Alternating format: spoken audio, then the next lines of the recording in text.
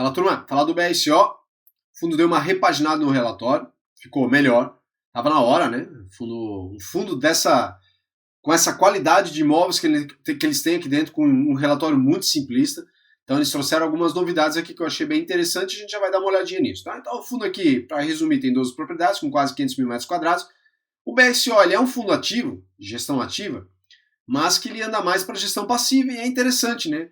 O fundo não faz alavancagem, não quer crescer a qualquer custo, faz uma emissão quando é possível fazer uma emissão, aí compram imóveis pontualmente aqui e ali que se mantenham alinhados aos que ele já tem no portfólio. Então eu vejo esses pontos como positivo, né? Não sai girando a todo momento o portfólio do fundo, né? 34% dos imóveis são localizados aqui num raio de 25 km da cidade de São Paulo. A vacância do fundo hoje é de 4,5%.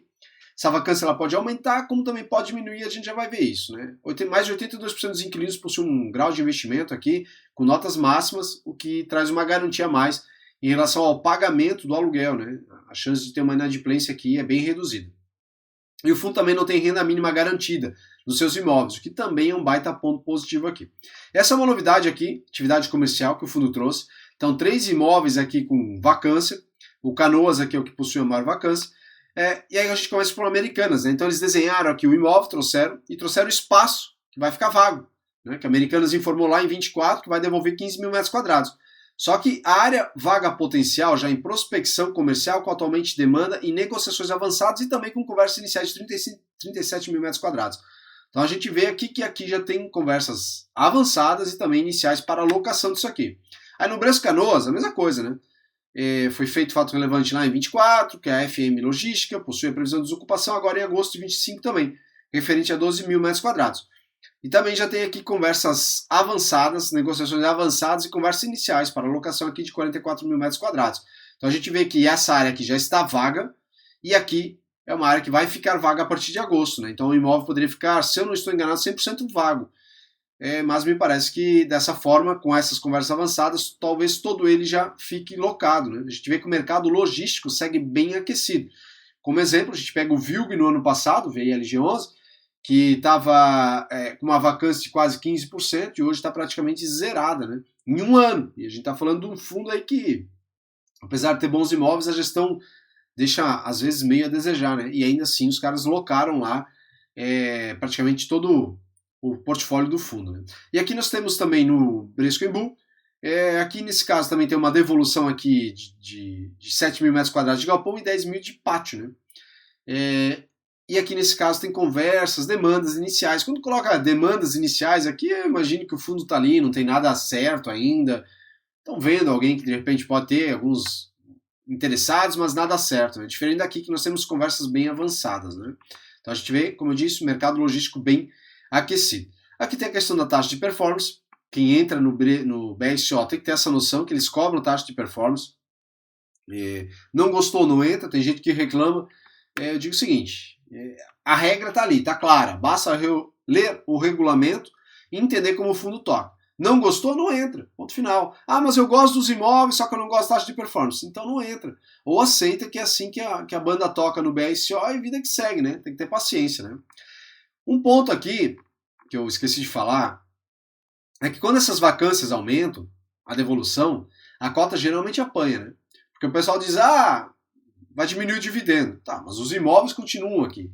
Só que algo que eu percebo que dos últimos anos para cá, os gestores estão fazendo, e eu já falava isso como algo positivo, e venho falando isso há bastante tempo, nos últimos vídeos, que eu comecei a gravar mais vídeos esse ano para o YouTube, mas eu venho falando aqui que eu vejo como algo positivo são as reservas acumuladas. Aqui, ó, 1,52. Quer dizer, aumenta uma vacância aqui, o fundo está pagando 0,80, 0,87, 0,90, ele não tem que diminuir o dividendo, porque aumentou a vacância, ele não tem um aluguel, ele tem reservas que consegue de repente manter para mais 6 meses, mais 5 meses, até ele ter tempo de locar. Dessa forma, a cota também não sofre, já que boa parte dos investidores eles são emocionais, né? Eles compram imóveis querendo renda passiva, mas quando cai o dividendo já saem vendendo, né? Não faz muito sentido. Então essas reservas que o fundo faz aqui, ó, eu vejo como bem interessantes, né? E aqui ele explica, né, por que teve um pouco mais de receita no mês, né? Que a receita aqui 17, mas aqui foi de 18,5, né?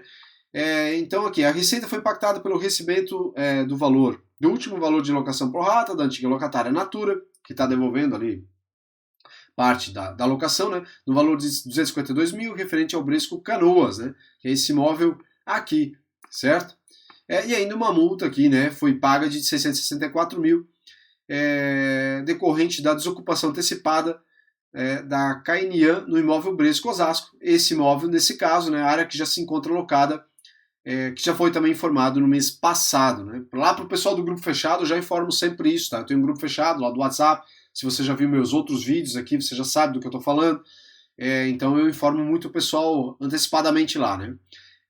E também outras receitas aqui no valor de 144 mil. Então teve esse impacto positivo aqui de receitas do fundo. Então isso aqui eles também trouxeram de novo, a questão da receita imobiliária, a gente vê aqui quanto de vacância nós temos, a gente vê aqui os descontos que estão sendo dados em dividendos, né? Quanto a mais pode potencialmente o fundo gerar dividendos, era algo que não tinha, então é algo que eu vejo também como bem interessante que eles trouxeram aqui, tá? Taxa de vacância, né? Nós temos aqui uma vacância financeira de 6, o retorno do fundo, a rentabilidade histórica, enfim, né? Temos a liquidez aqui, a base de cotistas ela segue meio estagnada, né? Não cresceu muito, porque o fundo ele não, né? O relatório tinha que melhorar. Eu não duvido que meio logo esse fundo também vai virar base 10, né? Para aumentar a base de cotistas, porque eles têm bons imóveis. Virando base 10, eu acredito que isso aqui vai saltar bastante. Aqui nós temos o perfil de investidor. E aqui também nós temos o balanço do fundo, né? Situação cômoda demais do BRCO. A gente olha aqui o caixa equivalente de 178 milhões e mais contas a receber por venda que ele fez daquele imóvel, né, que gerou um lucro absurdo aqui para o BRCO de 114 milhões. Então ele tem aqui obrigações por aquisição de 138 milhões, que foi feito pagamento agora em maio, né? O valor de aproximadamente 130 milhões será integralmente quitado com os recursos já disponíveis em caixa, né, que nós temos aqui 178. Então sobra um caixa e ainda tem 114 a receber aqui. E a única dívida, a alavancagem que o fundo tem é esses 23 milhões, que são irrisórios aqui, ao IPCA mais 6,5%. Então não faz nem sentido pagar antes isso aqui, né? E é irrisório. Então a situação do BRCO ela é cômoda, mas cômoda demais, né? É uma situação muito tranquila aqui. Aqui daí nós temos questão do portfólio, como tinha nos outros relatórios, né? Distribuição, né? Isso aqui que ainda incomoda também no BRCO, né? Essa concentração por inquilino. Aqui nós temos 19% de receita com a Natura. Obviamente isso aqui não é no único imóvel, né? Mesma coisa para o Mercado Livre. Aqui sim, aqui a concentração é no único imóvel, GPA. Então isso aqui eles deveriam melhorar. Eu acredito que vão melhorar conforme eles forem adquirindo novos imóveis, aí vai diluindo essa questão aqui. Mas o BRCO ele vai tocando com calma, né? Eles acreditam muito no portfólio, de fato é um baita portfólio.